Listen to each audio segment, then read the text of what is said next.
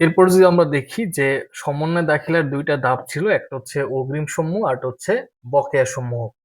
So অগ্রিম সমূহের ভিতরে আবার ২ টা স্টেপ ছিল। একটা হচ্ছে অগ্রপ্রদত্ত বা অগ্রদত্ত বা হচ্ছে অগ্রদত্ত ব্যয় বা খরচ। এখানে মূল কথা হচ্ছে ব্যয় সংঘটিত হওয়ার পূর্বে আমি নগদ অর্থ প্রদান করি এবং এটাকে আমরা সম্পদ হিসাবে বিবেচনা করব। আর ২ নম্বর কথা হচ্ছে অনুপার্জিত বা অনার্জিত বা অগ্রিম আয়। যে আয়টা আমি আয় হওয়ার পূর্বেই টাকা পাই, অর্থাৎ আয় অর্জিত হওয়ার পূর্বে নগদ অর্থ প্রাপ্ত, এটাকে আমরা দায় হিসেবে দেখাবো যতক্ষণ পর্যন্ত আমি এটা আয় অর্জন না হয়। ঘ নম্বর আমরা দেখতে পাচ্ছি বকেয়া সমূহ। বকেয়া সমূহকে আবার ২ ভাগে ভাগ করা যায়। একটা প্রাপ্য, অনাদায়ী বা বকেয়া আয়। প্রাপ্য, অনাদায়ী বা বকেয়ার মূল কথা হচ্ছে আয় অর্জিত হয়েছে কিন্তু নগদ অর্থ পাওয়া যায় নাই। আয় অর্জিত হয়েছে কিন্তু নগদ অর্থ পাওয়া যায়নি।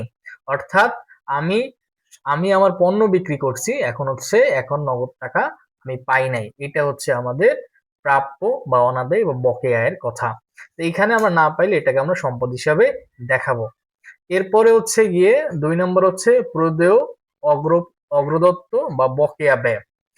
এখানে মূল কথা হচ্ছে ব্যয় সংগঠিত হয়েছে কিন্তু নগদ অর্থ পাওয়া যায়নি বা প্রদান করা হয়নি। নগদ অর্থ কি করিনি, আমরা প্রদান করিনি। ব্যয় হয়েছে কারণ আমি বাকিতে পণ্য কিনছি কিন্তু নগদ অর্থ এখনো দেই নাই। এটা হচ্ছে আমাদের প্রদেয় বা অগ্রদত্ত বা বকেয়া ব্যয়। এবার আমরা কিছু ইম্পর্টেন্ট এমসিকিউ দেখি। আমরা ২ টা দেখি যেটা প্রতি বছরই এই থিম থেকে আসে।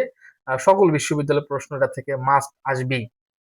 ১ নম্বর হচ্ছে অনুপার্জিত আয় সমন্বয় না করা হলে, অনুপার্জিত আয় আমরা যদি সমন্বয় না করি তাহলে আমরা কি হবে? যে অপশন ক তে দেখতে পাচ্ছি দায় ও আয় বেশি দেখানো হয়, খ তে দেখতে পাচ্ছি সম্পত্তি ও আয় বেশি দেখানো হয়, গ তে দেখতে পাচ্ছি দায় বেশি ও আয় কম দেখানো এবং হচ্ছে ঘ তে দেখতে পাচ্ছি দায় কম ও আয় বেশি দেখানো হয়।